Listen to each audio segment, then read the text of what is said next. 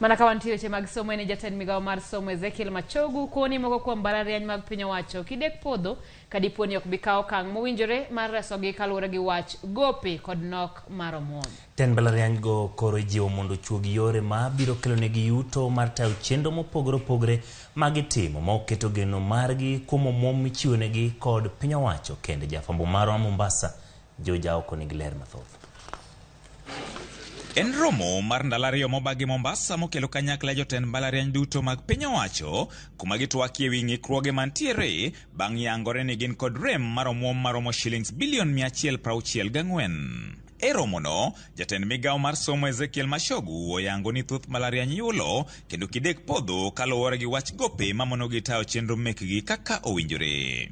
As of now, we are indebted to the tune of 56 billion money which has accrued over the years in the form of staff pensions, pay as you earn, NHIF, NSSF.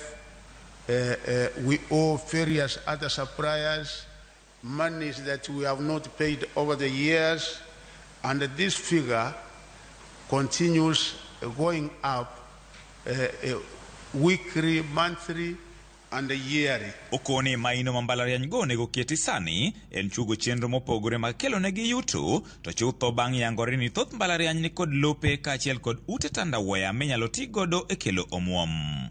It was expected of us that the universities would do 10% and that the household will do another 10%. So if the household and ourselves were able to get our 20%, and the government has given us 48%, that's around 68%. If we play around, we are at 70%. 70% anyway is a distinction.